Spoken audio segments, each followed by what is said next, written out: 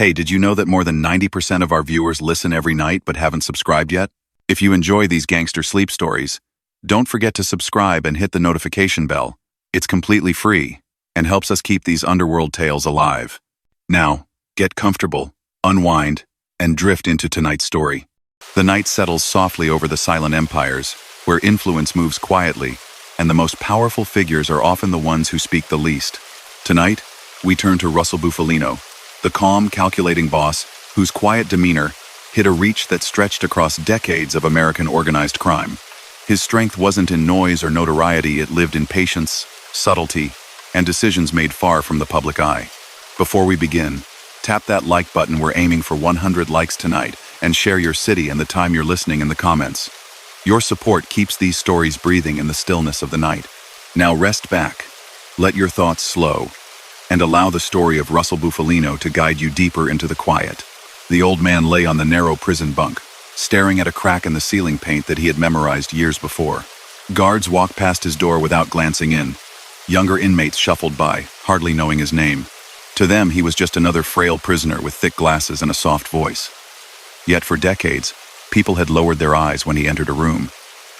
Politicians had feared upsetting him. Business owners had paid quietly rather than cross him. Union officials had taken his calls at any hour. In the silence of that cell, Russell Bufalino listened to the distant sounds of metal doors and muffled conversations and thought, not of power, but of how small everything had become. Once, he had pulled strings that reached from a coal town in Pennsylvania to New York, Detroit, even Cuba.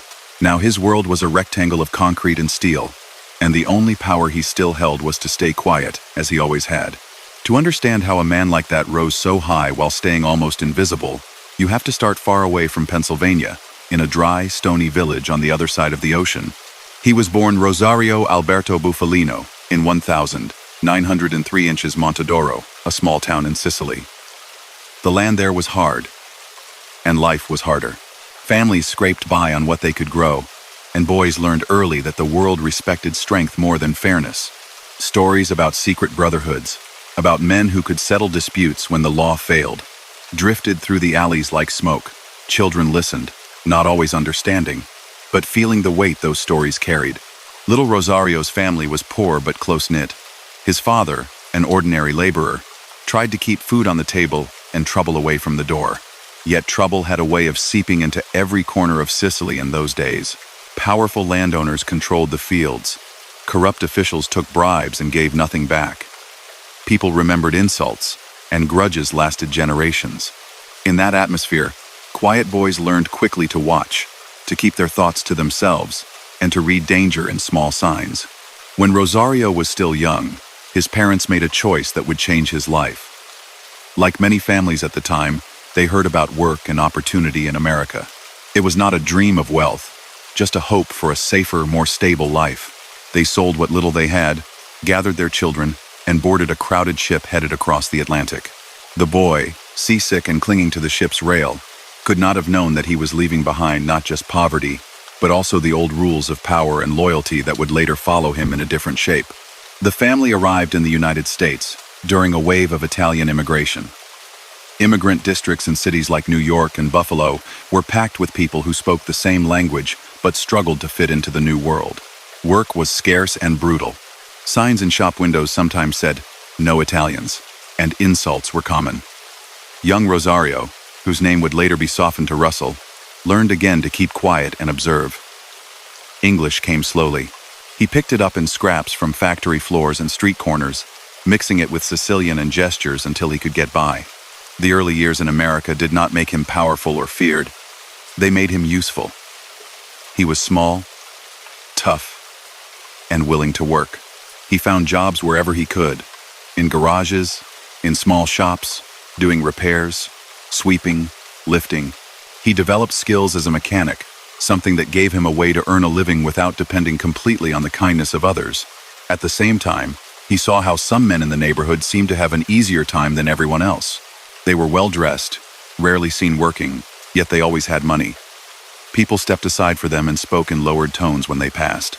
In those immigrant communities, legitimate businesses and illegal enterprises were often tightly mixed. There were grocers and tailors, But there were also men who ran gambling spots in back rooms, who controlled loans, who protected local shops for a fee. Prohibition, which banned alcohol in the United States in the 1920 seconds, turned that mixture into a boiling pot. Suddenly, there was huge demand for something the law forbade. Liquor needed to be imported, stored, transported, and sold. The underworld grew rich, filling that need. By then, Russell had moved within the orbit of those who operated on the edge of the law. He was not a flashy gunman or a loud enforcer. He drove cars, fixed engines, and carried messages. In a world where vehicles were essential for moving people and goods quickly, a reliable mechanic who could keep his mouth shut became valuable. Some accounts place him first in Buffalo, others already closer to northeastern Pennsylvania. But in every telling, his role was the same: quiet, reliable, unnoticed by outsiders. It was in Pennsylvania's coal region that his life truly took shape. The area around Pittston and Scranton was filled with miners, rail lines, and towns where unions, politicians, and underworld figures brushed shoulders daily. Coal meant money. Where there was money, there were disputes. And where there were disputes, men who could arrange settlements appeared. Through family connections and careful effort, Russell entered the circle of the Ciandra family, who were already involved in underworld activities in the region. He married Caroline Ciandra, tying himself by blood to figures who had standing in that shadowy society. Marriage in that world was not only about affection, it also meant loyalty, shared risk, and shared secrets. Around this time, he came under the influence of Giuseppe Joe the Barber. Barbara, a man who owned a soft drink bottling plant near Appalachian, New York, and who was much more than a simple businessman. Barbara's legitimate operation provided cover for gatherings and arrangements that could not be discussed openly. His home, large and secluded, became a meeting place for influential underworld leaders from across the Northeast. Russell's role grew within this structure. He handled transportation, business arrangements, and contacts between different groups.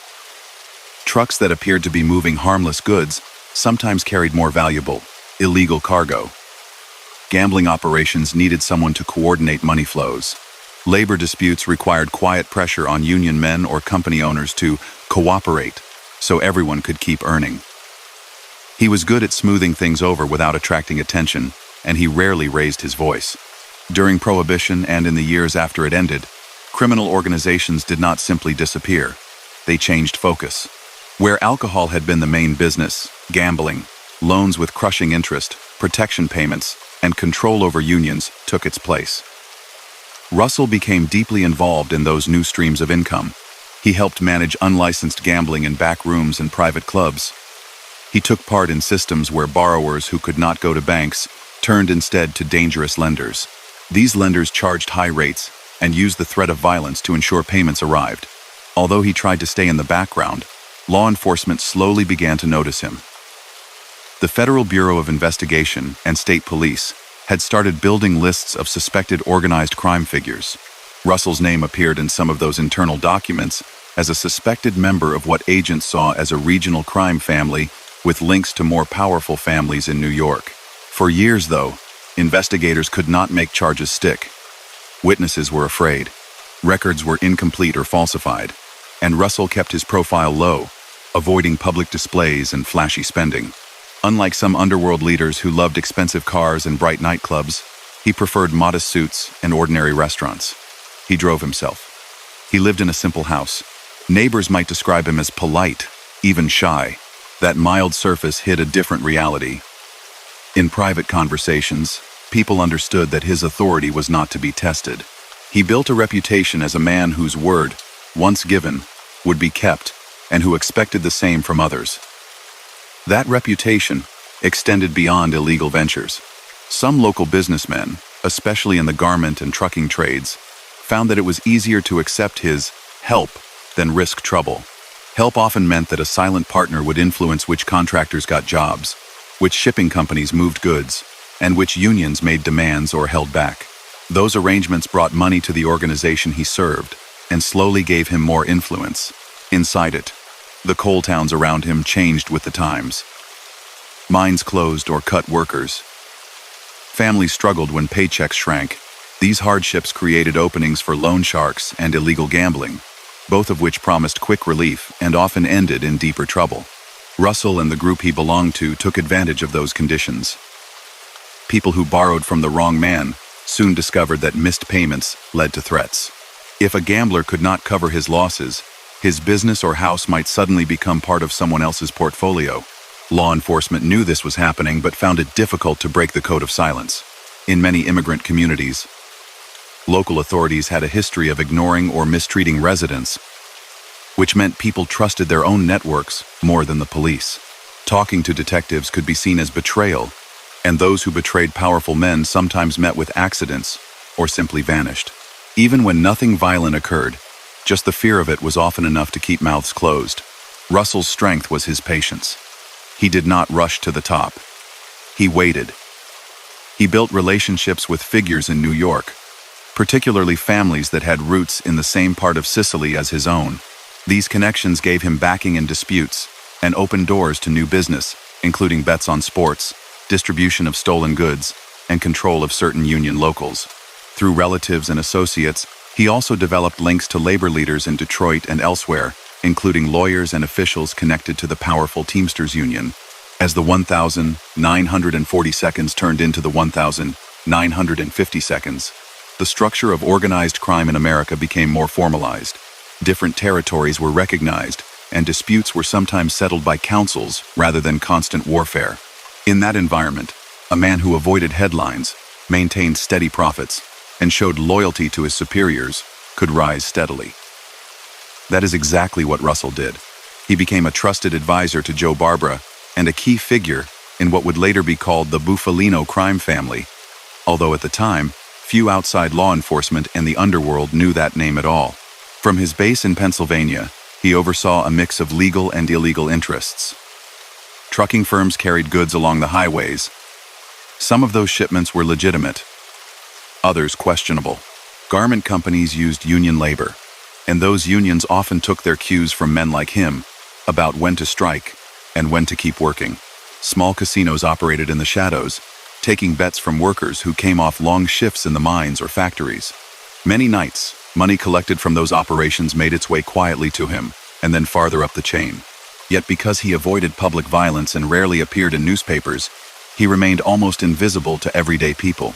Even in towns where his decisions affected jobs, contracts, and neighborhood safety, most residents knew him only as a short, older man who attended church, visited family, and drove a simple car. That ability to hide behind an ordinary face would later make investigators describe him as one of the most underestimated figures in the American underworld.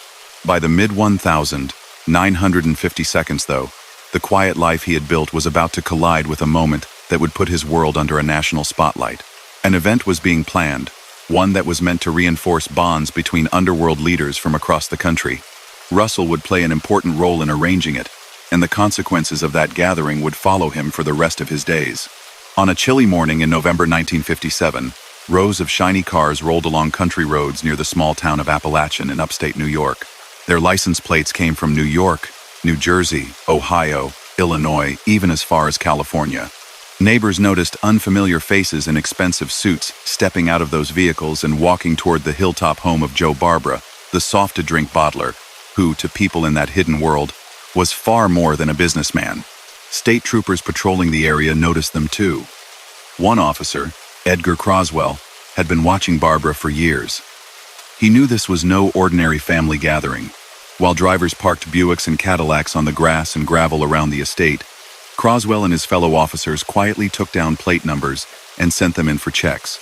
The answers that came back showed names already marked in law enforcement files as suspected underworld figures. Inside the house and on the lawn, a large meeting was taking shape. Testimony and later investigations indicated that more than 80 high-ranking figures had been invited. They came from New York City, Buffalo, Philadelphia, New England, the Midwest, and beyond. The purpose of the gathering, according to federal agents who later pieced it together, was to discuss business territories, recent disputes, and the balance of power after several major underworld killings in New York, including the murder of Albert Anastasia a few weeks earlier. Russell Bufalino arrived there not as a driver or errand runner, but as an organizer and respected figure. Accounts from the Federal Bureau of Investigation and the New York State Police later described him as one of the men who had helped arrange the session. He had ties to Barbara through marriage and years of partnership in illegal enterprises around Pennsylvania and New York. He was trusted to help coordinate travel for key guests, arrange security, and make sure that the meeting moved smoothly. This was meant to be a show of unity and strength. Instead, it became one of the most damaging incidents the American underworld had ever experienced. As the visitors mingled, ate food provided in large quantities, and spoke quietly on the grounds, state troopers around the property grew more certain something serious was happening. Croswell ordered roadblocks put up on routes leading away from the estate. Then the officers moved in. When word reached the guests that police were coming up the driveway, the calm gathering exploded into chaos. Men who usually insisted on calm dignity ran through fields and into the surrounding woods, some of them in expensive shoes not meant for mud and brush. Others tried to slip out in their cars, only to find roads blocked by patrol cars. Dozens were detained, questioned, and identified. Among them was Russell Bufalino. He did not run into the forest. He was stopped with others and brought in for questioning. Like nearly every man caught that day, he gave a simple explanation. He had come for a friendly visit or a business talk with Barbara, nothing more. He claimed to be a dress manufacturer from Pennsylvania, leaving out his role in illegal gambling, extortion, and labor racketeering. Law enforcement did not believe those polite stories. To them, the names and faces gathered in one place that afternoon confirmed something they had long suspected but had struggled to prove: that there was an organized, nationwide criminal network, with leaders who met to plan strategy and divide territories. The Appalachian Meeting, as it became known, forced even skeptical officials in Washington to accept that organized crime in America operated with coordination and structure. In the months that followed, Russell and others were charged in New York with conspiring to obstruct justice by refusing to answer questions truthfully about the meeting. He maintained his usual calm, denying any membership in a criminal organization. He insisted he had gone to see Barbara because of business and friendship. Convictions were obtained in a lower court, but on appeal many were overturned due to weaknesses in the evidence and questions about how the law had been applied. Although he avoided prison at that point, the event changed his life. Until then, he had been almost invisible to the wider public. After Appalachian, his name sat in thick folders in FBI offices. Agents tracking organized crime added him to flowcharts and diagrams. His picture appeared in internal bulletins, describing him as a rising or already important figure in the northeastern Pennsylvania underworld. At the same time, pressure on Joe Barbara increased. Barbara had already been suffering from serious heart problems. The sudden national attention, combined with investigations into his business dealings, weakened his ability to act as a regional leader. In 1959, he died, leaving behind a power vacuum in the area that stretched from Pennsylvania's coal belt into parts of upstate New York. In that opening, Russell's long years of patient work paid off. He had family ties to the Ciandra clan, decades of loyalty to Barbara, and strong relationships with powerful bosses in New York and elsewhere. Quietly, without public ceremony, he became recognized among his peers as the head of the organization based around Pittston, Scranton, and nearby towns. Law enforcement would eventually call it the Bufalino crime family, but those within it simply saw a continuation of the same structure under new leadership. As boss, Russell handled a mix of legal and illegal interests, with the same understated style that had kept him out of headlines.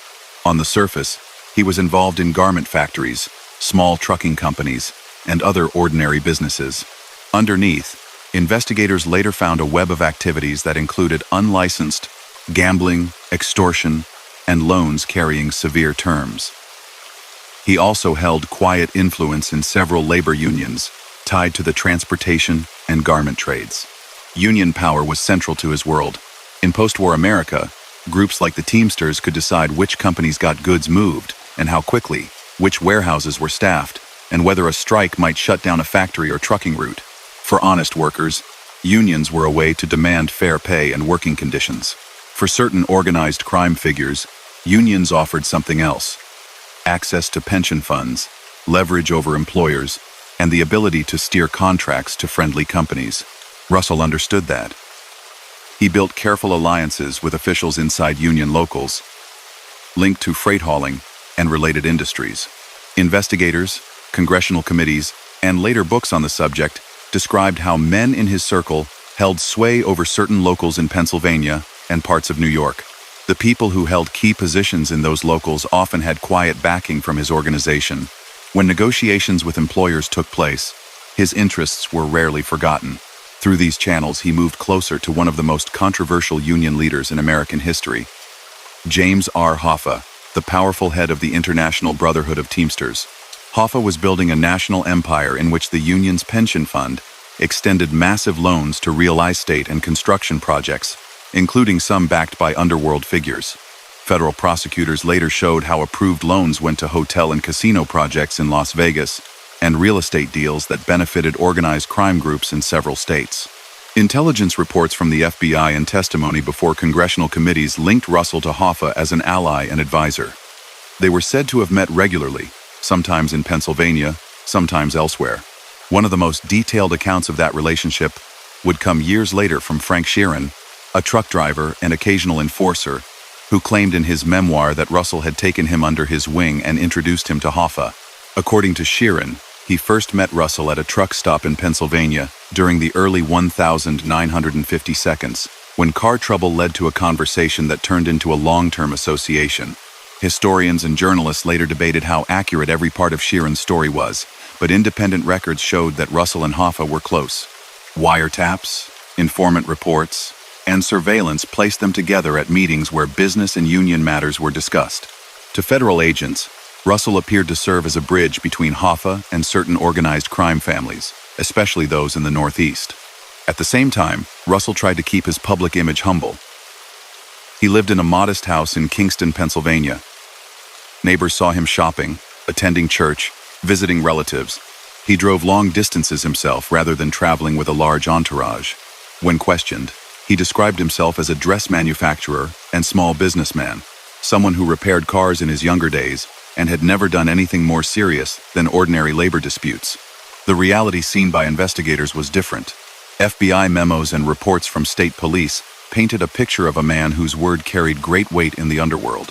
He took part in settling disputes over gambling territories in Pennsylvania and New York, helped decide which companies would receive contracts steered by friendly union officials, and collected a portion of profits from illegal ventures in several towns.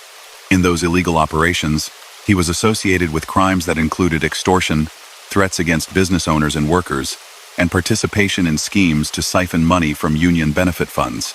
In Pennsylvania's coal region and the nearby cities, small gambling spots operated in social clubs, bars, and back rooms. Workers got paid on Friday, and, by Saturday night, some of that money found its way into card games, dice tables, or sports betting operations tied to his group. People who placed bets through those channels often did so, knowing that the men who ran them were connected. That connection meant that debts were collected seriously. Those who did not pay faced visits and intense pressure.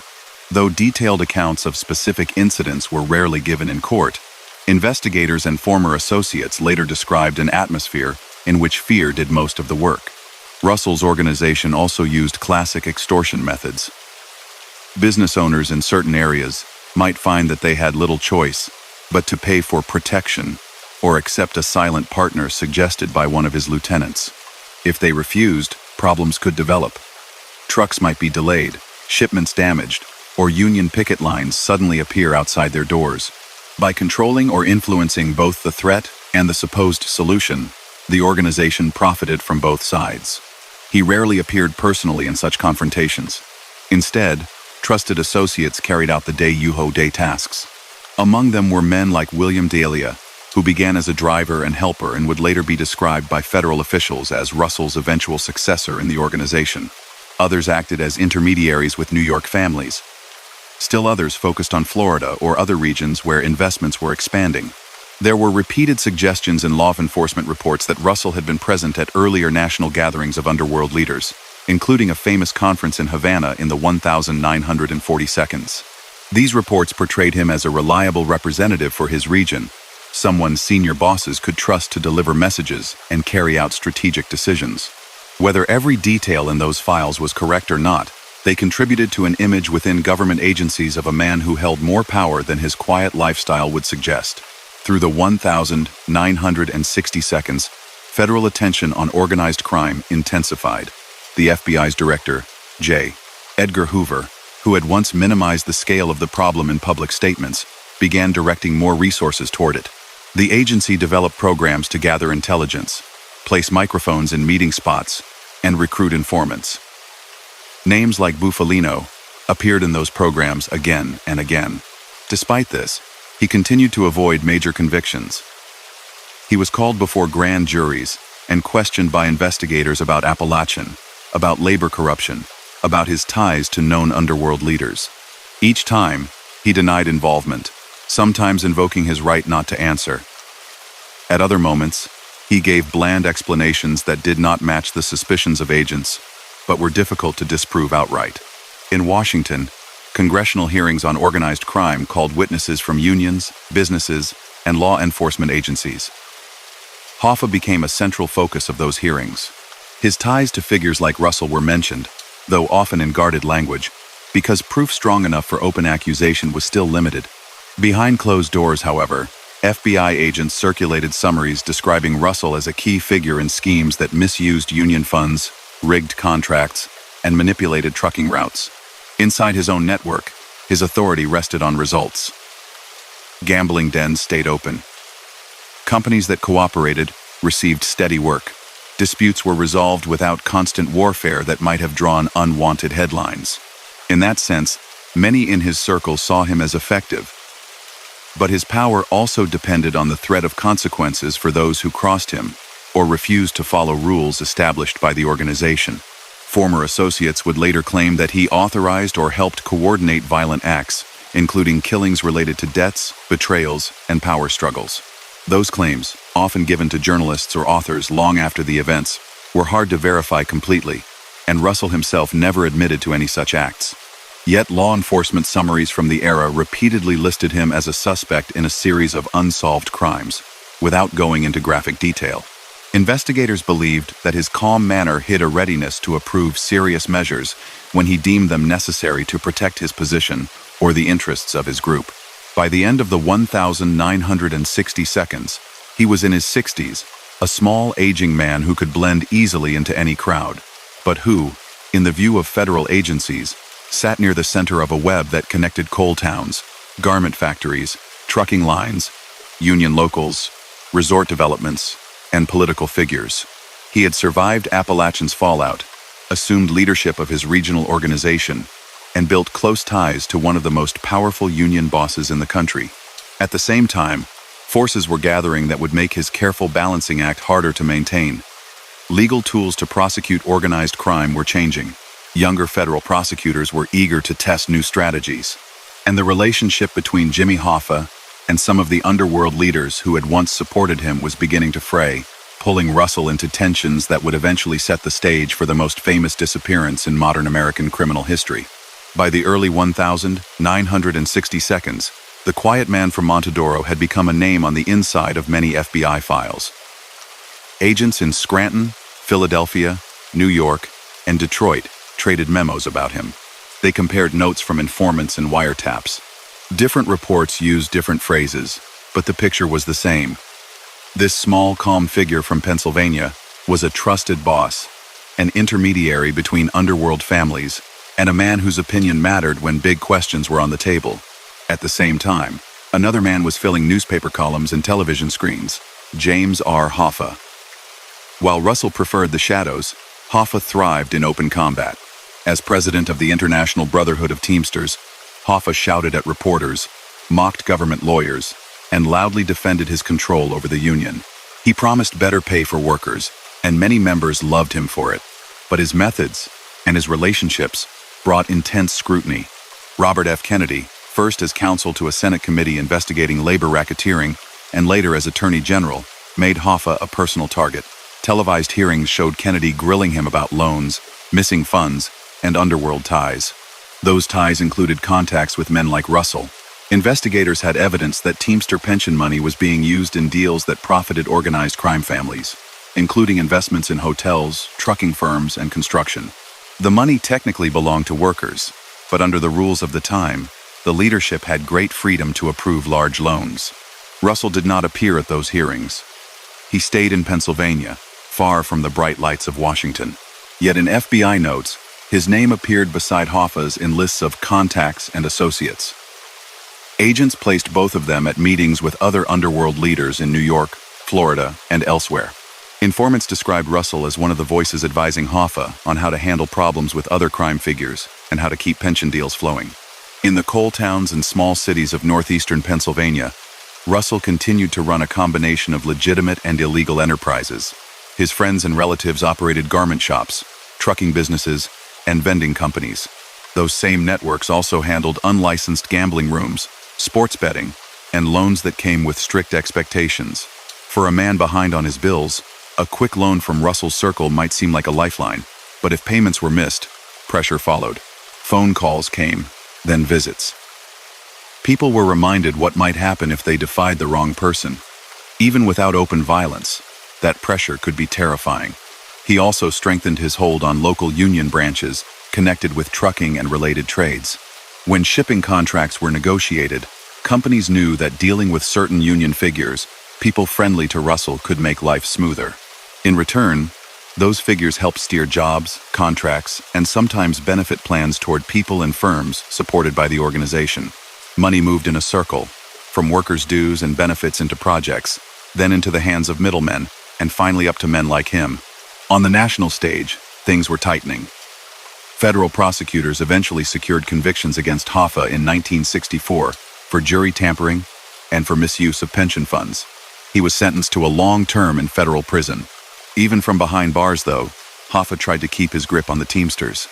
Government reports later suggested that he relied heavily on older allies like Russell to maintain lines of communication with friendly union officials and with underworld figures who had benefited from the pension deals.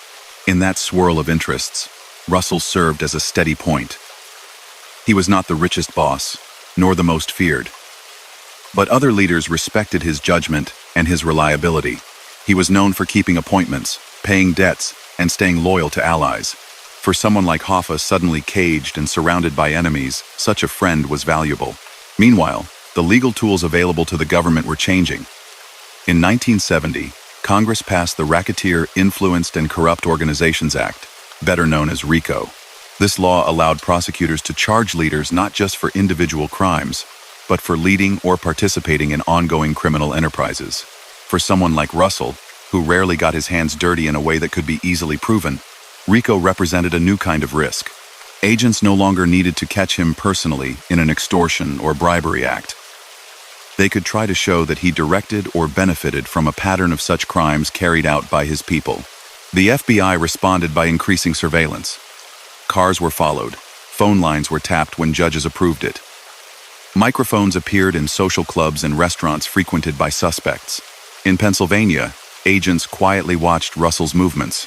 They noted his frequent drives to New York, New Jersey, and Detroit. They collected license plate numbers of cars parked outside his modest home and the restaurants where he liked to meet visitors. To avoid those ears, Russell preferred face-to talks in moving cars, on walks, or in quiet corners of out-by-the-way diners. He almost never raised his voice. He did not drink heavily. He could sit for long stretches, listening more than he spoke. People who sat across from him later told investigators that the most dangerous thing about him was how ordinary he seemed, how calm, even when discussing serious matters. By the early 1972, the balance inside the Teamsters had shifted. With Hoffa in prison, Frank Fitzsimmons had risen to the top. Fitzsimmons was more flexible with the underworld and, in the view of many bosses, easier to manage. Pension loans continued to go to projects connected to organized crime families. For that reason, several leading figures, including those in New York and the Midwest, preferred Fitzsimmons to Hoffa. In 1971, President Richard Nixon commuted Hoffa's sentence, allowing him to leave prison early, but with a restriction. He was barred from holding union office until 1980. Hoffa accepted the commutation, then immediately began looking for a way to reclaim the power he had lost. He believed that the Teamsters were his by right, and that Fitzsimmons and his allies had betrayed him. That determination created a serious problem for the underworld figures who had been comfortably doing business with the Fitzsimmons leadership. A public battle for control of the Teamsters could draw more law enforcement attention, endanger control over the pension fund, and expose sensitive arrangements. Some people inside Hoffa's old network tried to talk him out of his comeback effort. Among them, according to FBI informants and later memoirs, was Russell. Witnesses and later accounts described meetings in which Russell, sometimes accompanied by his wife and by trusted associates, tried to persuade Hoffa to accept a role outside formal office or to retire gracefully. One oft-retold story, supported by travel records but not by direct recordings, described joint trips by the Bufalinos and the Sheerans to Detroit and Florida, with Russell using the long drives to speak privately with Hoffa about his plans. Hoffa refused to back down. He told friends and reporters that he intended to return to the Teamsters presidency. He hinted that he knew secrets about certain underworld leaders and pension loans, and that he could reveal those secrets if he felt betrayed. That kind of talk unsettled people whose safety depended on silence. In FBI summaries, Russell appeared more and more often as a possible mediator in the unfolding conflict. Agents believed he was close enough to both sides to carry messages between Hoffa and the bosses who now feared and resented him. Some informants claimed that Russell attended a high-level meeting at which senior underworld figures decided that Hoffa had become too dangerous. There is no recording or court-hested document proving exactly what was said in those alleged gatherings, but they appear repeatedly in confidential law enforcement reports from that era. On the 30th of July 1975, Jimmy Hoffa left his home in Bloomfield Township, near Detroit, for what he believed was a meeting at a restaurant called the Machus Red Fox. He told his wife he was going to see Tony Provenzano, a New Jersey Teamster leader with known underworld ties, and Anthony Giacalone, a figure from Detroit's underworld. Witnesses saw Hoffa waiting in the restaurant parking lot in the early afternoon. After that, he vanished. His car was later found at the restaurant. He was never seen again. The disappearance triggered one of the most extensive investigations in modern American history. Federal agents interviewed hundreds of witnesses, searched fields and buildings, and dug in locations across Michigan and other states, based on countless tips. They examined union records, phone logs, travel schedules. Again and again, the trail led back to the same cluster of names: Provenzano, members of the Detroit underworld, and intermediaries from other regions, including Russell. According to travel documents later obtained by investigators, Russell had been in the Detroit area around the time of the disappearance. He and his wife had indeed been on a road trip with Frank Sheeran and Sheeran's wife. That fact by itself proved nothing more than long-withstanding friendship and shared travel, something their families had done before. But to the FBI, it fit a pattern that raised questions. Informants suggested that Russell had acted as a go-between, arranging or approving the meeting Hoffa thought he was attending. Some went further, claiming that national leaders of the underworld had assigned Russell a central role in dealing with the Hoffa problem. These were allegations, not courtroom findings. No one was ever charged with the murder or kidnapping of Hoffa, and Russell always denied having any knowledge of what happened to him. Decades later, in a memoir published in 2004, Frank Sheeran claimed that Russell had ordered him to carry out the killing and had arranged every detail, from the pretext for the meeting to the removal of the body. Sheeran's story inspired books and films and shaped popular understanding of the case. But historians, journalists, and even some investigators disagreed sharply about how much of his account could be trusted. Some elements matched known travel and phone records. Others were impossible to confirm. The FBI officially kept the case open for many years, but never charged Russell or Sheeran in connection with Hoffa's disappearance. What is clear from surviving documents is that federal agents viewed Russell as one of the main suspects behind the scenes. He was subpoenaed before grand juries probing the disappearance. At those sessions, he either denied knowledge or refused to answer certain questions, invoking his rights under the Constitution. Agents noted his calm demeanor and his firm refusal to stray from simple statements. He was a small businessman. He knew many people. He did not know what had become of Jimmy Hoffa. While the Hoffa investigation unfolded, other legal troubles were closing in on him. In the early 1970 seconds, he was indicted in Pennsylvania on charges related to transporting stolen televisions across state lines. Prosecutors claimed that he had helped arrange for stolen goods to be moved and resold. As in earlier cases, witnesses were nervous, and the evidence was not as strong as investigators had hoped. He was acquitted, adding another entry to a long list of brushes with the law that ended without serious punishment. That changed later in the decade. Federal prosecutors, now using RICO and other tools, focused on a case involving an underworld loan and a man who had gotten in over his head. The borrower, a hustler named Jack Napoli, had obtained money from people tied to Russell's circle and then failed to repay. According to court records, threats followed. Napoli eventually agreed to cooperate with the government and wore a recording device in meetings with underworld figures. His testimony, along with other evidence, formed the backbone of an extortion case. In that case, prosecutors alleged that Russell had approved pressure on Napoli to repay or to face serious consequences. The evidence did not show him making the threats personally, but it connected him to the scheme's leadership. Unlike earlier trials, this one ended badly for him. In 1977, he was convicted in federal court on extortion-related charges. The sentence took him off the streets for several years and sent him into the federal prison system he had managed to avoid for most of his life. For law enforcement, the conviction was a major breakthrough. They had long regarded him as one of the most important underworld figures in the region, yet they had rarely been able to prove charges beyond a reasonable doubt. Now, with a key witness and recorded conversations, they had finally secured a significant verdict. For Russell, it was a serious blow, but not, in his view, the end. Even as he adjusted to prison life, he tried to keep his organization stable, passing messages through visiting relatives and trusted intermediaries, determined that his quiet empire would outlast his time behind bars. In the first nights inside federal prison, Russell followed the same pattern he had on the streets. He watched more than he spoke. Guards saw an older man with thick glasses and a slight frame, polite in his answers, never raising his voice. Other inmates, especially those from the Northeast, knew more. They had heard his name passed around in low tones long before they saw his face. For many of them, he was the man from Pennsylvania who had sat at tables with major underworld figures from New York and Detroit, who had been close to Jimmy Hoffa, who had somehow stayed out of real trouble for most of his life. He did not strut or boast. He walked slowly to meals, spent time reading, wrote letters in small, neat handwriting. Yet inside that crowded, noisy place, he held a kind of quiet authority. Younger prisoners with ties to the same regions brought him news. Which associates were out on the street, which businesses were under investigation, which talkative people were suddenly seeing too many federal agents. Visitors, lawyers, relatives, trusted friends came on schedule. They spoke through glass or across metal tables, careful in their words. Even without saying anything direct, they carried messages back to Pennsylvania, New York, and beyond. For the FBI, the conviction had been a breakthrough, but they did not consider the story finished.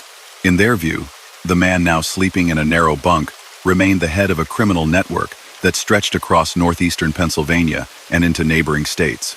Agents watched who visited him. They kept files on the people who sent or received letters. They listened when informants inside the prison mentioned his name.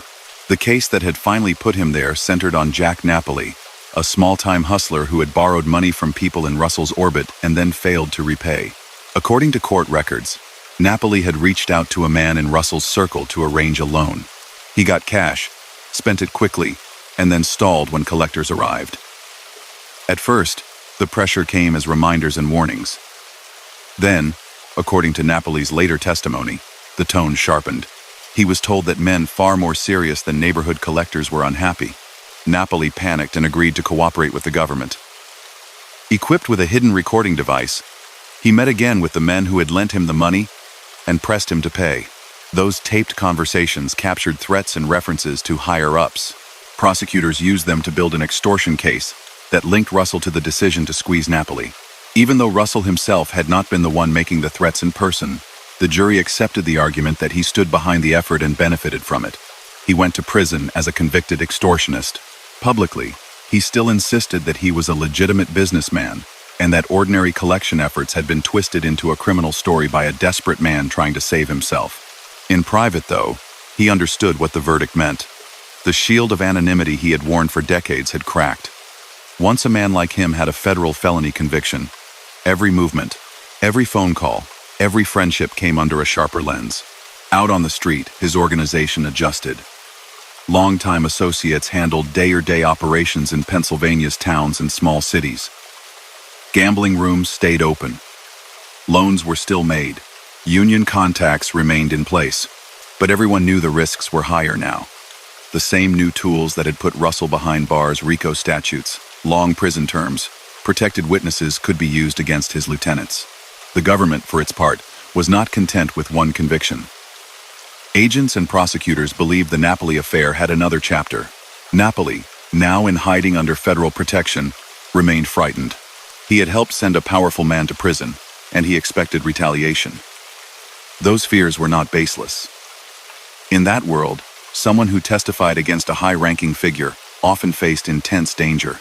Within a few years, the FBI claimed to have evidence that those fears had turned into plans. Investigators said that while Russell was serving his sentence, conversations took place about finding and silencing Napoli.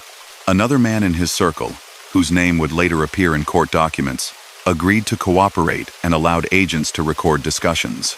Those recordings, according to the government, showed that Russell, even from prison, had authorized or encouraged efforts to locate the witness and arrange his death. The older man denied it. When questioned later, he insisted that he had no reason to harm Napoli, and that any suggestions of such a plan were inventions by people trying to win favor with prosecutors. But agents believed the tapes. They presented them to a grand jury, and new indictments followed. In the late 1970s and early 1980s, as he grew older and his health began to show signs of strain, Russell found himself facing fresh charges. This time, they were not only about extortion or loan collection. Federal prosecutors accused him of conspiring to kill a government witness, of soliciting the murder of the same man whose testimony had already helped put him behind bars. For a lifetime, he had been accused of involvement in serious acts, unsolved killings, violent enforcement, forced control of businesses, without seeing those accusations turned into courtroom verdicts. Now, in a bright federal courtroom, prosecutors played recordings and examined witnesses who said he had crossed one of the few lines the system treated with special intensity. An attempt to eliminate a cooperating witness. Again, he maintained his calm. He wore simple suits at trial, sat quietly, leaned toward his lawyers to whisper now and then. When called to speak, he used the same modest tone he had used for years, describing himself as a small businessman from Pennsylvania, someone who knew many people but did not control them. The jury did not accept that picture. In 1982, he was convicted on charges linked to the alleged plan to kill Napoli. The judge, noting his long Underworld career and the seriousness of targeting a federal witness, imposed another substantial prison term. By then, Russell was nearly 80. Most men his age might have been retired, surrounded by grandchildren, spending afternoons on porches or in parks. He went back to a cell. Guards and younger inmates alike saw an old man shuffling through corridors, his face lined, his steps slower than before. Yet his name still carried weight far beyond the prison walls. In northeastern Pennsylvania, the state's crime commission issued reports naming him as the recognized head of a criminal organization that controlled or influenced illegal gambling, extortion, and union corruption in the region. The reports listed the areas where his group was believed to operate: Pittston, Scranton, Wilkes-Barre, Hazleton, and surrounding communities. They described the family's interests in bars, restaurants, vending companies, trucking firms, cigarette and amusement machines, and backroom card games. They pointed to contacts with major New York families and with figures in Florida and New Jersey. Inside the Philadelphia underworld, Russell had long-standing friendships with leaders like Angelo Bruno, the quiet boss who preferred peaceful profits to open warfare. Bruno's assassination in 1980 unsettled the balance along the East Coast. Turf battles erupted in Philadelphia. New leaders, less patient and less cautious, fought for control. Law enforcement officials later speculated about whether Russell had approved or opposed some of those changes. There were rumors and informant tips suggesting he had taken part in approving leadership adjustments in nearby cities, but no solid proof of direct involvement ever emerged in court. While New York bosses faced sweeping RICO cases, most famously the so-called commission prosecution that targeted the leaders of several major families, Russell's world shrank to the prison yard and visitation rooms. Still, his name appeared in those broader investigations. Federal reports described him as a respected vote in national councils, a man whose opinion had once mattered when the leaders of different regions made decisions about disputes, alliances, and business ventures. He had come a long way from the young immigrant mechanic fixing trucks for other men. Over the decades, he had been involved in illegal gambling operations that took bets on cards, dice, sports, and numbers games, drawing money from working people who hoped for quick gains and often left poorer than before. Extortion schemes in which business owners and contractors were pressured to pay for protection, surrender partial control, or hire certain companies under the threat of labor trouble, vandalism, or other forms of harm. Loan sharking operations that supplied cash to desperate borrowers at punishing interest rates, backed by the threat of serious consequences for missed payments. Corruption of labor unions, especially in trucking and garment-related fields, where officials aligned with his organization steered contracts, controlled hiring, and sometimes misused benefit funds. National-level dealings through the Teamsters Union, where he acted as an ally and advisor to Jimmy Hoffa, and later as a link between underworld interests and figures inside the union during and after Hoffa's prison years. A central role in arranging and attending the Appalachian Gathering of 1957, the meeting that exposed the scale of organized crime in America to the wider public and forced government agencies to acknowledge a nationwide structure. Connections to unsolved violent acts, including suspected approval of killings tied to debts, internal betrayals, and power struggles. These suspicions filled many pages of reports, even though courts never produced a murder conviction against him personally.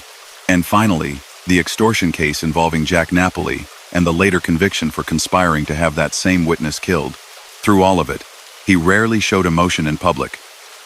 Associates and investigators described him as controlled, careful, almost understated. He did not fit the loud, theatrical image that some film and television portrayals gave to mob figures. That quiet exterior, however, had masked a life spent making decisions that shaped who could operate businesses, who received contracts, which gambling dens would survive, and which union leaders would rise or fall. As the years in prison passed, his health worsened. Age brought heart problems and other illnesses. Lawyers filed petitions seeking early release on medical grounds, arguing that continued confinement posed risks to an elderly man whose influence, they claimed, had faded. Prosecutors resisted, pointing to his long record and the seriousness of his crimes, especially the attempt to strike at the justice system by targeting a witness. Outside, the underworld itself was changing. Younger gangsters had grown up in an era of heavy surveillance, long prison terms, and constant leaks. They operated differently, sometimes less tied to old-fashioned family structures. Traditional rackets like numbers games lost ground to legal lotteries and new forms of entertainment. Still, pieces of the old network remained. Trucking contracts needed to be won. Bars and clubs still offered opportunities for illegal betting. Some of the same towns that had once depended on coal and manufacturing were now struggling, and economic desperation always created openings for shady loans and schemes. Older associates like William Delia, who had started as Russell's driver years earlier, were now identified in law enforcement files as leaders in their own right. To state and federal authorities, Delia looked like the man who would carry on the structure Russell had built, adapting it to new conditions while preserving its core methods: secrecy, intimidation, quiet profit. Inside his small cell, the man who had once brokered arrangements between union bosses and national crime leaders was left with fewer moves. Visits came less frequently. Some allies had died, others avoided appearing in prison logs that agents would study. He still denied being what they said he was. When interviewers or officials used the phrase crime boss, he brushed it aside, insisting he had never ordered violence, never run a criminal family, never stolen from workers. But the paper trail told another story. Court transcripts, FBI memoranda, state commission reports, and union investigations all pointed in the same direction. They described decades of illicit earnings drawn from fear, from corrupted institutions, from the weakness or greed of others. They showed a pattern of influence that reached from coal mines and sewing rooms to trucking depots and boardrooms. He had once seemed untouchable. Appalachian had not broken him. Labor probes had not put him away. Grand juries had come and gone. Yet in the end, it was a loan to a small-time hustler, and the attempt to erase a witness that chained him to a bunk and a barred window. As the 1,980 seconds moved toward their close, questions remained unanswered. What had he truly known about Jimmy Hoffa's disappearance? How much power had he really held in national councils? How many lives had been changed by his decisions, in ways that never showed up in court. Those questions would follow his name long after he was gone, debated by agents, writers, historians, former associates, and family members who remembered a soft-spoken relative, not the figure described in government files. Winter settled outside the prison walls in a way that barely touched the man inside. Seasons changed on the television in the day room, in the coats visitors wore, in the headlines sliding across newspaper pages. But for him, the days blended into one another. Head counts, meals on plastic trays, the scrape of metal doors, the shuffle of shoes on concrete. He had gone in old. He grew older there. Lines deepened in his face. His posture, once straight and compact, bent slightly at the shoulders. He walked more slowly to the medicine line, yet his eyes stayed sharp behind the glasses. Guards learned that if they asked him a question, they would get a polite, brief answer, never more than necessary. Other inmates understood that he was someone to be respected, even if they did not fully know why. Outside, federal prosecutors were finally cutting into the leadership of the big New York families through sweeping racketeering cases. Wiretaps and hidden microphones captured arguments, votes, even jokes made at late-night gatherings. One famous case, aimed at what agents called the Commission, targeted the Central Council that had long been rumored to coordinate the major families. In the paperwork for that case, his name appeared in background sections as a long-standing boss from Pennsylvania, a man whose opinion had once carried weight at national meetings. He was not among the men brought into that particular courtroom, but the picture was clear. By the mid-1980s, federal law enforcement saw him not as a minor neighborhood figure, but as one of the last old generation leaders still alive, tied by history to Appalachian, to labor corruption, to underworld councils from Havana to New York. His own legal battles were largely over. The extortion conviction tied to the Napoli loan, followed by the guilty verdict for soliciting harm against Napoli, had locked him into a long stretch behind bars. Appeals went forward, as they almost always did in such cases, but they did not bring the relief his lawyers wanted. The ruling stood. The justices who read the trial transcripts were not persuaded that he had been framed. In those years, illness began to take hold. Heart problems, chest pains, and other age-related issues sent him to prison infirmaries more often. Medical records noted his condition in clinical language. To the staff, he became another elderly inmate whose body was wearing out. To agents reading those medical summaries, he looked like a man whose influence, while perhaps still felt outside, would not last forever. Lawyers filed motions asking that his sentence be reduced, or that he be transferred to less restrictive conditions for health reasons. Prosecutors answered with thick briefs that summarized decades of activity. Gambling operations, extortion, loan sharking, manipulation of union locals, and the attempt to interfere with the justice system by striking at a protected witness. They argued that he had earned every year in custody. While judges weighed those arguments, the world beyond the razor wire kept changing. The coal business that had once shaped the economy of his region continued its long decline. Factories closed. Some of the companies his organization had squeezed in earlier years were gone altogether, leaving empty buildings and unemployed workers. In their place came discount stores, small warehouses, and eventually, legal casinos in other parts of the state that competed with the old backroom games. New criminal groups appeared as well, drug traffickers who cared little for the old rules, and street gangs that answered to no national council. Yet in his part of Pennsylvania, the old network adapted rather than disappeared. Law enforcement reports from the late 1980s described the same familiar surnames, the same small towns, the same interests: bars, vending machines, video poker, card rooms, unreported loans, influence in freight-related unions. The names of some leaders changed, but the structure looked similar. Among those new names, one appeared again and again: William Big Billy Delia, a man who had once driven him along Pennsylvania highways and carried his bags. Delia now appeared in state and federal files as the likely day-to-day head of the group. Agents wrote that he visited the older man in prison, consulted him on important matters, and served as his link to the outside world. Whether those reports captured every nuance of their relationship or not, they suggested that even confined, he still had a voice.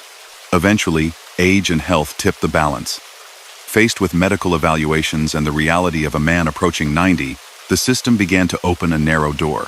In 1989, after roughly a decade in and out of federal institutions on the extortion and witness tampering convictions, he was paroled.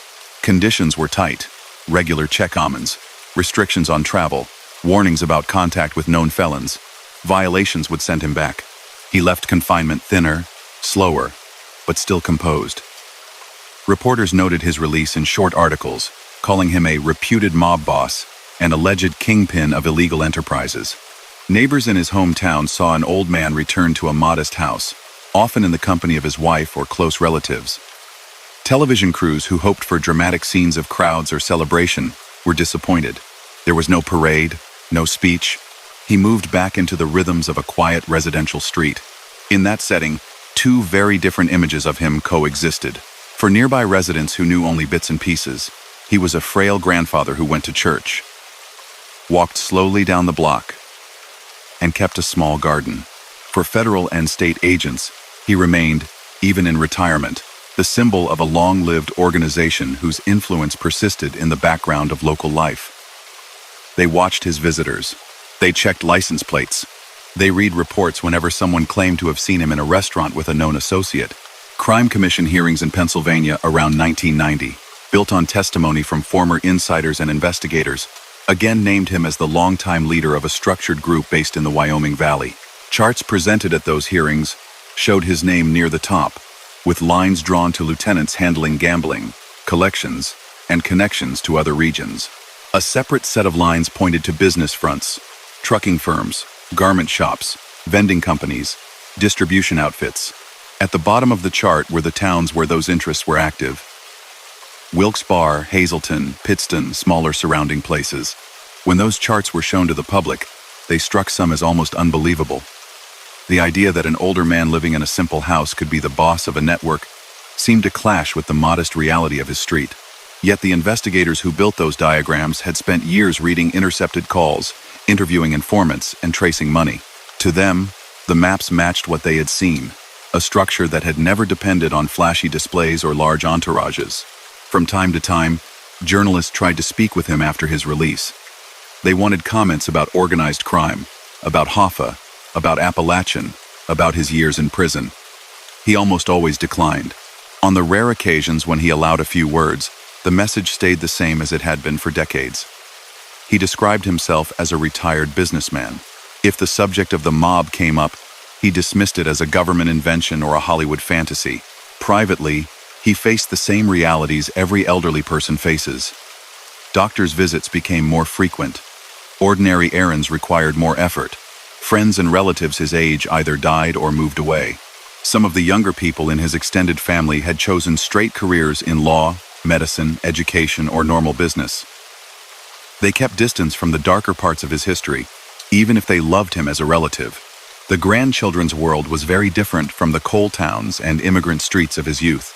Law enforcement interest in him slowly shifted from active investigation to historical assessment. Conferences on organized crime in the Northeast, attended by detectives and prosecutors, used his career as an example of how a boss could survive for decades by keeping a low profile, avoiding public scenes, and relying on a small, trusted inner circle. Presenters contrasted his style with that of more flamboyant figures who had drawn unnecessary attention to themselves and gone down in spectacular trials. For agents who had chased him for years, there was a sense of unfinished business. None had ever managed to tie him directly, in court, to the most serious violent acts they believed he had approved.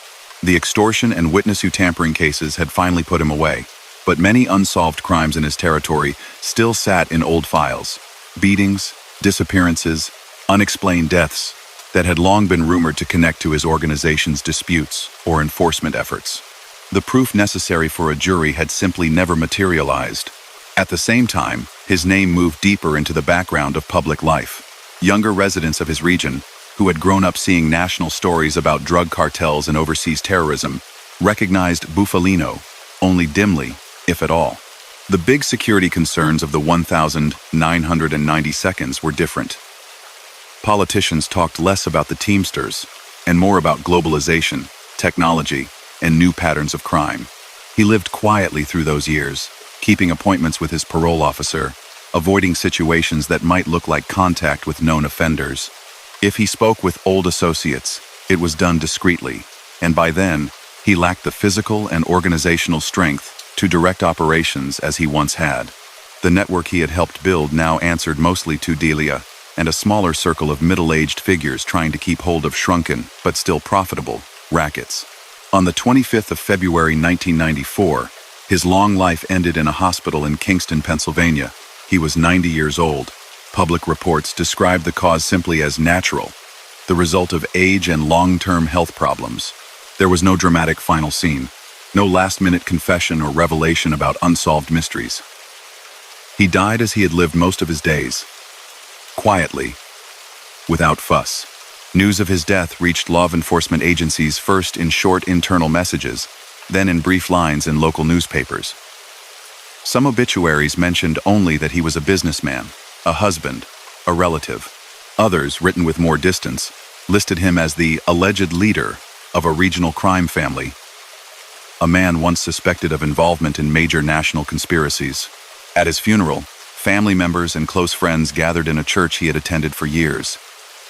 They prayed, remembered small kindnesses and private jokes, spoke about his plays, devotion to relatives, his steady presence at weddings and baptisms.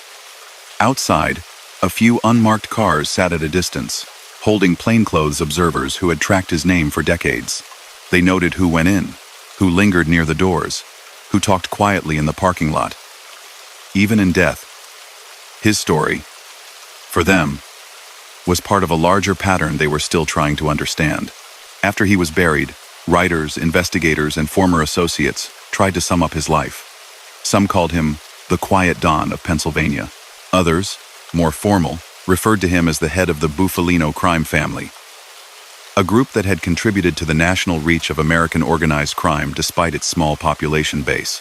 Law enforcement summaries described him as a key figure in building and maintaining illegal gambling businesses in bars, clubs, and private rooms across his region, using threats and implied violence to gain control over legitimate businesses, from trucking companies to garment shops, providing links between local union officials and national underworld leaders, especially through the Teamsters, taking part, directly or indirectly, in decisions that shaped the disappearance of Jimmy Hoffa, even though courts never proved those charges, authorizing pressure, and later a plan, against a federal witness, which finally gave prosecutors the leverage to secure long prison terms.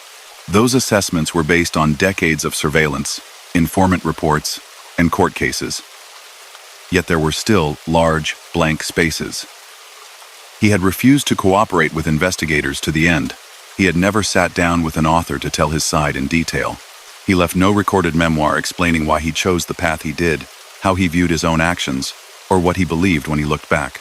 That silence became part of his lasting image.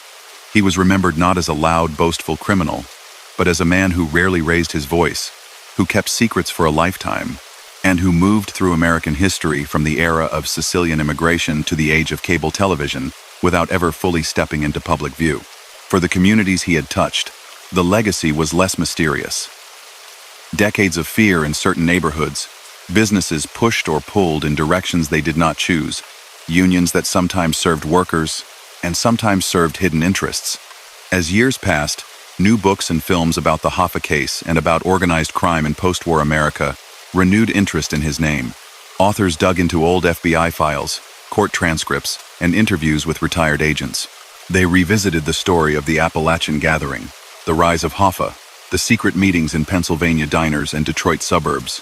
In many of those retellings, he appeared as a constant presence, never at the front of the stage, but always nearby, steering, advising, deciding when to act and when to wait. He could not answer those portrayals anymore. What remained were the records and the memories of those who had crossed his path, willingly or not, in a long life spent at the intersection of legitimate commerce, labor politics, and the American underworld. Years after he was gone, his name still sat on the spines of thick binders in evidence rooms. Newer agents, raised on completely different kinds of cases, sometimes pulled those folders from the shelves out of curiosity. They saw a grainy photograph of a short, bespectacled man who could have been anyone's uncle. Then they flipped through page after page of reports describing gambling halls, extortion schemes, union meetings, coded phone calls, and tense interviews in windowless rooms. It was often their first real glimpse of how a man who looked so ordinary could quietly bend whole towns to his will. To understand what those binders really meant, you have to step back from the headlines about Hoffa and Appalachian and look at the ordinary streets where his influence was felt every day. His power rested less on spectacular violence than on routine pressure, repeated thousands of times over decades in places most Americans never heard of. In the towns scattered along the Susquehanna River and the old coal belt, the garment trade had once been a lifeline. Small dress factories, cutting rooms, and sewing shops employed rows of women at long tables, turning out clothing for big city wholesalers. Margins were thin. A delayed shipment or a sudden strike could ruin a season. Owners worried constantly about labor disputes, fuel costs, and the cost of raw cloth. Into that nervous world, Russell stepped offering help. He had started his American working life in and around that same industry, learning how orders were placed, how contracts were won, how easily a factory could be shut down by a walkout or a slowdown. Over time, he became known as a man who could keep things running. If an owner feared that a union drive would erupt, Russell or one of his men might quietly arrange a meeting. They would talk about stability, about keeping everyone working, about avoiding outsiders who might come in and cause trouble. The price for that stability was never written into any formal contract. It came in the form of silent partnerships, cash envelopes, or favors granted when certain names came up for hiring, promotion, or contract awards. A factory that cooperated might find that strikes simply did not materialize, that picket lines were thinner than expected, that key union officers always seemed willing to compromise. One that resisted could experience the opposite: sudden demands, walkouts, or unofficial slowdowns that made it impossible to ship on time. State Crime Commission reports later described this pattern in careful language. They detailed how intermediaries linked to his organization occupied roles in both management and labor, positioning themselves to influence disputes from both sides. Those reports said that when negotiations were deadlocked, it was often understood that calling Russell, or someone close to him, could break the logjam. Breaking it rarely meant a fair solution in the pure sense. It meant an agreement that preserved his group's share. Trucking played a similar role. Northeastern Pennsylvania lay along important routes for freight moving between New York, New Jersey, the Midwest, and New England. Small carriers fought for contracts to move goods in and out of warehouses and factories. Those companies depended heavily on labor peace. A sudden walkout at a trucking terminal or a refusal to load a particular company's trailers could cost real money in a hurry. Here again, Russell's long association with the Teamsters and other unions gave him leverage. He was not the official head of any local. He did not need to be. Investigators later concluded that certain officers in key locals owed their positions, at least in part, to his backing. In return, those officers listened when he or his lieutenants suggested which haulers deserved favorable treatment. A small trucking firm that agreed to these understandings might find it easier to get drivers, easier to resolve grievances, easier to win contracts connected to factories or warehouses under his influence. Those who resisted might find that their drivers suddenly had many problems: grievances, slowdowns, or a reluctance to handle certain routes. No one had to make direct threats in public. The pattern itself carried the message. These arrangements were often invisible to the general public. A consumer buying a dress in a department store or a crate of goods for a small shop had no idea that, somewhere up the chain, shipment schedules and factory shifts had been quietly shaped by conversations in back rooms between a businessman from Kingston and a local union steward or trucking dispatcher. Illegal gambling brought in more direct cash. Before state lotteries and casino licenses spread across the country, people looking for a small chance at quick money turned to numbers games, private card rooms, and unlicensed sports betting. In the coal towns and surrounding valleys, those games were embedded in everyday life. Bartenders, barbers, and corner shop owners took wagers during the day. Collectors came by in the evening. Money moved in a steady rhythm. Russell's organization did not need to run every card game or number spot themselves. Instead, they franchised and protected operations. A bar owner who wanted to host regular poker games might agree to use dealers and game organizers approved by his people. In return, the place enjoyed relative safety from rival operators and from sudden targeted trouble. Profits were shared. The house kept a slice, the organization kept a larger one, and small payments went here and there to make sure certain eyes stayed half-closed. Sports betting worked similarly. On Sunday afternoons in fall, workers gathered in taverns to watch football, drink beer, and argue about teams. Quietly, bets were placed not just on who would win but on point spreads, totals, and individual performances. Runners connected those bets to larger bookmakers higher up the chain, bookmakers who answered to people in Russell's circle. When bettors lost, local collectors visited them. When they won, payments were made, though not always quickly.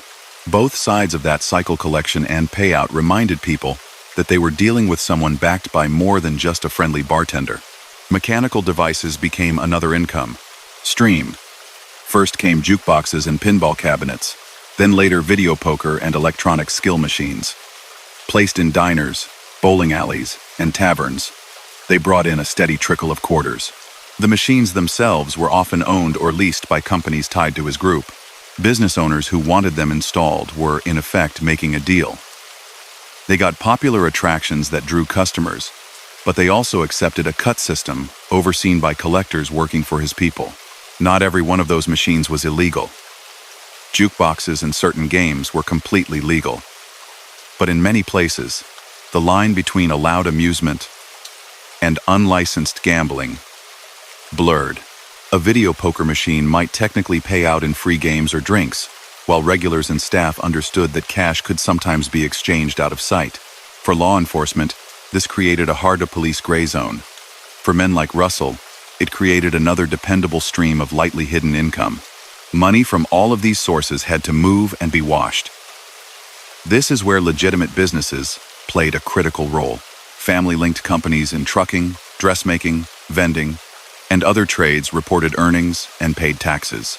Inside their books, investigators later suspected illegal income was blended with real receipts. A card room's profits might show up as extra bar sales. Collections from protection schemes might be recorded as consulting fees or service contracts. The paper trail, to anyone not already familiar with the reality underneath, looked plausible enough. Over the years, state commissions and federal agents tried to map these flows. They subpoenaed bank records, traced deposits, and compared them with known legitimate orders. Often, they found hints that something was off, income that seemed high compared to visible business, for instance. But without a cooperative insider or clear documentation, turning suspicion into a provable charge was difficult. Their challenge grew because Russell himself rarely appeared on paper as the owner of anything problematic. Properties were in relatives' names. Companies were incorporated under the control of distant cousins or long-trusted associates. When his name did appear on a modest house deed, on an older business registration, it matched his public claim. Small businessman, with a lifetime in the garment and repair trades. What made his story unusual was how consistently he avoided the spotlight while still inserting himself into high-level decisions. Many bosses in major cities drew attention with fancy cars, clubs, and expensive habits. That vanity helped prosecutors. Flashy spending raised questions from tax authorities and angered neighbors. In contrast, Russell moved in a narrow, predictable orbit: home, church, simple restaurants, occasional weddings and family events. He left the dramatics to others. That low profile extended to his speech. Tapes made by law enforcement in other cases often caught mob figures bragging, complaining, even joking crudely. On the rare recordings that included him, agents noted how carefully he chose words. He preferred short phrases, indirect references, and euphemisms. Instead of saying gambling or loan, he might talk about things or arrangements. Instead of naming a person, he might use initials or nicknames only a few listeners could decode. This restraint did not come from shyness alone. By the time he was facing serious investigations, he knew how recordings had destroyed other leaders. Wiretaps had captured other men ordering attacks, discussing payoffs, or dividing territories. He resolved not to repeat that mistake. As a result, his own voice rarely gave prosecutors the kind of clear, explosive evidence they sometimes had against flashier counterparts. None of this means he was an innocent businessman mistakenly tangled in conspiracies. The pattern of cases that finally did reach court showed his leadership role. In the Napoli extortion trial, witnesses and evidence placed him at the top of the structure that had lent out money at terms backed by intimidation. In the later prosecution over the plan against Napoli, taped conversations suggested he had not only tolerated but encouraged talk of silencing a witness. Those verdicts gave public form to what investigators had long believed privately, that beneath the quiet manners stood a man fully committed to preserving his interests, even against the justice system itself. Beyond the courtroom files, there were other indications of his reach. Politicians in his region knew which neighborhoods not to canvass too aggressively, which fundraisers to attend carefully, which friends of friends to acknowledge but not probe. While direct evidence of bribe payments to office holders is limited and often secondhand, state investigative bodies repeatedly warned about informal connections between his world and local political structures. Support might come in the form of voter turnout promises, quiet campaign contributions through intermediaries, or simple pressure on certain business owners to support a particular candidate. For ordinary residents, the effects of his presence were subtle but real. A bar owner might never see him, yet shape business decisions around rules set by his people. A factory worker might not know his name, yet feel the impact of a union leadership team that had been influenced by him years earlier. A small contractor trying to win a trucking route or a maintenance contract might discover that bids somehow always favored firms with the right quiet backing. At the same time, stories grew around him that stretched beyond what could be proved. Some locals told tales of him arbitrating family disputes, settling arguments between neighbors, or quietly helping people in trouble without asking for money. There were accounts of him slipping cash to struggling relatives, advising younger men to avoid prison, or paying for medical care. Such acts, if they occurred, fit the pattern of many underworld figures who tried to balance fear with a reputation for generosity inside their own communities. To people who had benefited from that side, the darker parts of his work might have seemed distant. Investigators, though, could not ignore the costs. Every dollar skimmed from a gambling operator had to come from somewhere. From a worker's paycheck, from a family's rent money, from a small shop's thin profit margin. Every protection envelope handed over by a business owner meant fewer resources to pay employees fairly or to invest in growth. Union locals bent to outside will often put the needs of hidden backers ahead of the rank-and-file members they were created to serve. In that landscape, Russell's life story reveals not only an individual's choices, but an entire system that allowed men like him to grow powerful. Weak enforcement in earlier decades, prejudice that pushed immigrant communities to rely on their own shadow institutions, poorly regulated union funds, and a culture of fear all gave him room to operate. He filled that space methodically, one arrangement at a time, until he sat at the center of a web that reached into workrooms, warehouses, and council chambers. When younger agents flipped through those thick binders years later, they were not just reading about one man's rise and fall. They were tracing how quietly, through contracts, favors, and threats, a single determined figure could shape the history of entire towns without ever appearing on stage, leaving behind a legacy of both whispered respect and long-lasting damage. In a classroom at a federal training center years after his burial, a slide appeared on the wall. A black and white picture of an older man, short, with round glasses and a faint, unreadable expression. New recruits stared, waiting for some dramatic caption. The instructor just said his name and let the silence stretch for a moment before speaking. He told them that if they wanted to understand how organized crime had woven itself into American life through most of the 20th century, they needed to study not only the loud figures, but also the quiet ones. Men who looked like school teachers or shopkeepers, who drove their own cars, who lived in modest homes and went to church on Sundays, and who, behind that ordinary surface, had once steered decisions that touched entire regions. Then he began to walk them through the story they already partly knew from their reading. The immigrant boy from Sicily, the mechanic in Buffalo, the discreet organizer in Pennsylvania, the man who had sat just off stage during some of the era's most famous events. From that distance, stripped of day-to-day fear and rumor, his life could be broken into themes. One was loyalty, or what passed for it in his world. He had married young, stayed with his wife Caroline all his life, and kept a small circle of close family and friends. He almost never spoke about her to outsiders, but neighbors saw them together on porches and at gatherings, two people who had weathered many decades side by side. She lived long enough to see him rise, fall, and return from prison. Then she died in the early 1980 seconds, while he was still facing legal battles. Those who knew them said her absence hit him harder than any court ruling. That sense of loyalty extended into his underworld dealings, but in a different way. He expected absolute silence from those around him, and he rewarded it. Men who kept faith with him, carried messages, ran gambling spots, or handled collections without drawing attention, could expect protection and, within limits, steady income. Those who talked to agents, cheated on their obligations, or challenged his authority faced isolation, financial ruin, or worse. The government's witness tampering case against him in the Napoli affair showed how far he was willing to go to defend that code, even against the formal justice system. Another thread was patience. Unlike some figures who chased quick money through spectacular crimes, he favored slow, steady control. The businesses he touched, garment factories, trucking firms, vending companies, brought in modest profits over long stretches. Illegal rackets like numbers, games, and card rooms produced a constant trickle rather than sudden windfalls. He built layer on layer of influence, moving outward from one coal town to the next, from a single union local to several, from a handful of small companies to a quiet share in many. This patience helped him survive for decades. When big scandals broke Appalachian, the first Teamsters investigations, later the commission case in New York, others found themselves in the center of the frame.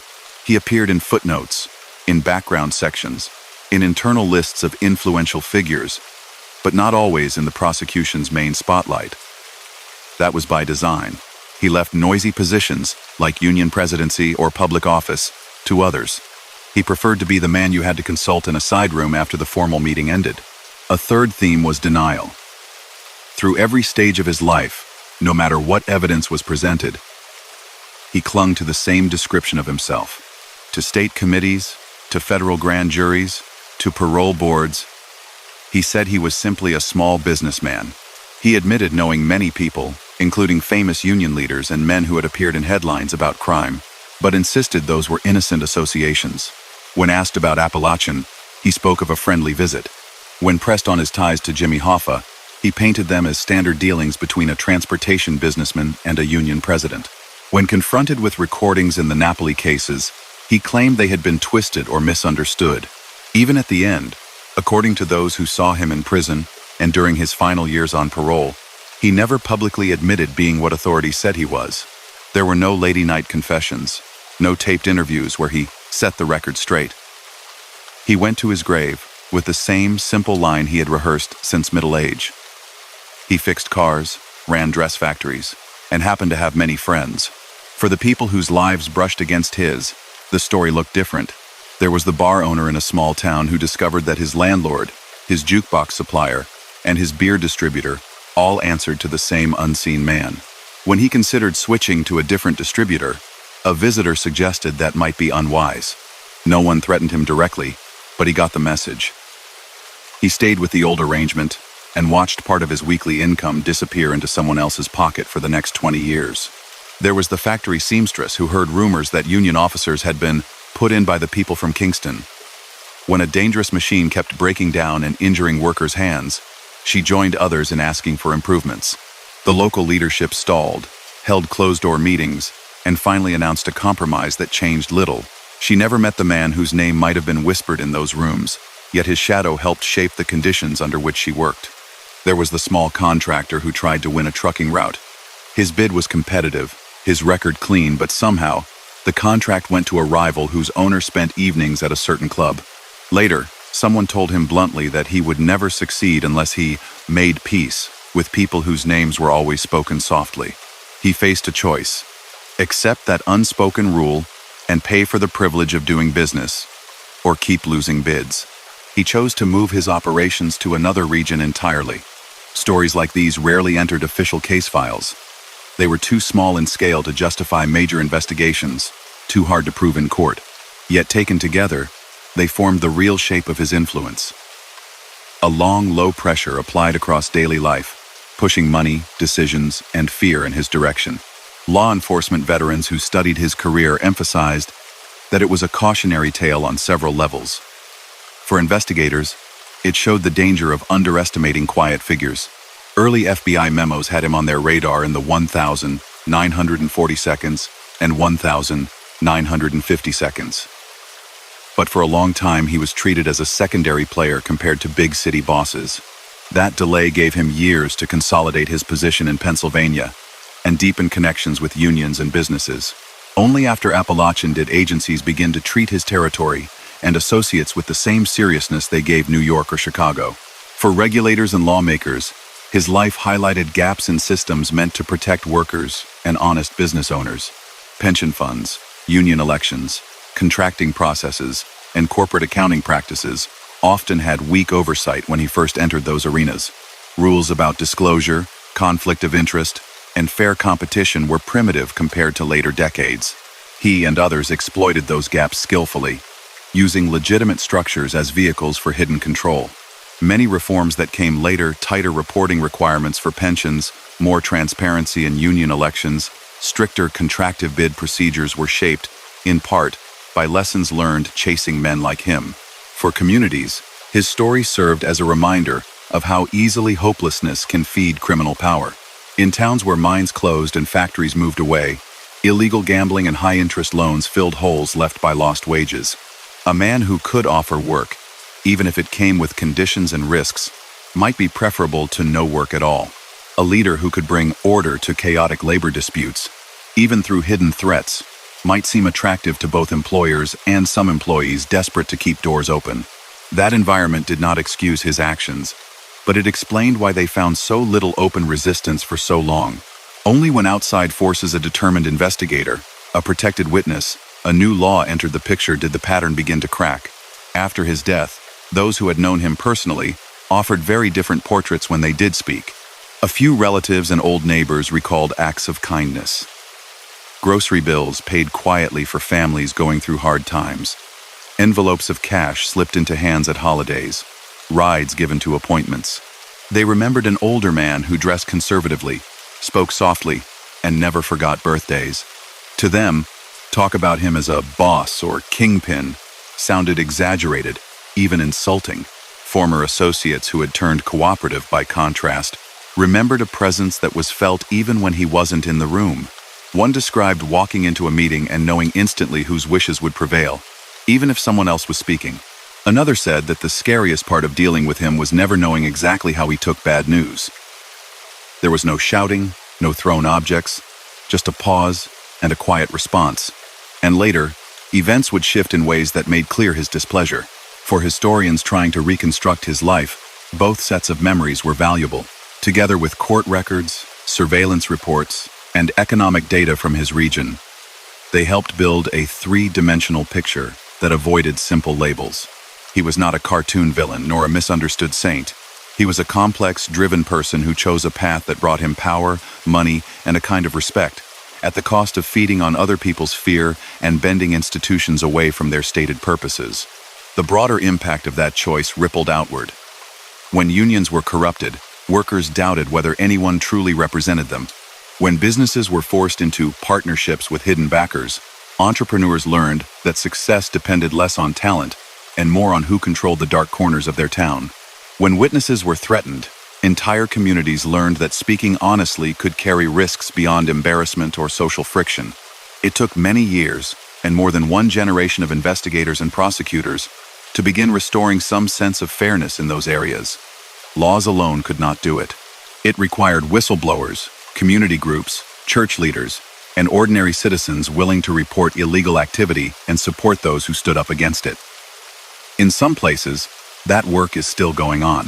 What remains when you strip away the myths around him, the films, the exaggerations, and the unsolved mysteries, is a story with a simple core. A boy born into hardship in a Sicilian town crossed an ocean and found in America the chance to build something much larger than anything he could have imagined as a child. He built it not through open competition and transparent deals, but through hidden agreements, unspoken threats, and the quiet manipulation of systems meant to help workers and small businesses. He stayed out of the spotlight, but his decisions affected where factories were built, which routes trucks drove, who got hired, who got loans, and who could sleep easily at night. He avoided dramatic violence in public view, yet moved in circles where the possibility of serious harm always hovered just off stage, a presence that made his suggestions and advice far more powerful than ordinary business talk. In the end, he died not in a shootout or a sensational raid, but in a hospital bed, an old man whose body had simply worn out. That unremarkable ending does not erase the damage done or the people hurt along the way. any more than it erases the loyalty and care he may have shown in his private life. It simply underscores a fact that those recruits in the training classroom had to absorb the most consequential figures in the history of crime are often the least dramatic. They look like anyone else in line at the store or sitting in a pew. For a long time, in those Pennsylvania towns and in the files of distant offices, his name carried weight.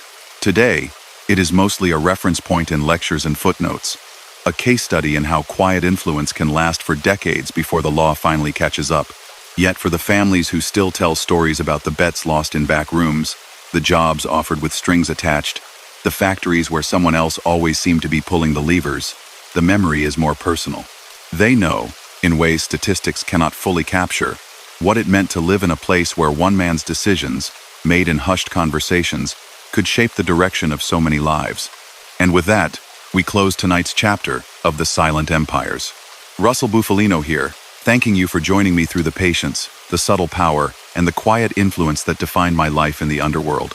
If this story helped you relax or drift into sleep, don't forget to like the video, subscribe, and stay with us for more tales of gangsters and forgotten empires. Until next time, may the calm of the night settle softly around you, and may the echoes of history guide you gently into rest. Good night.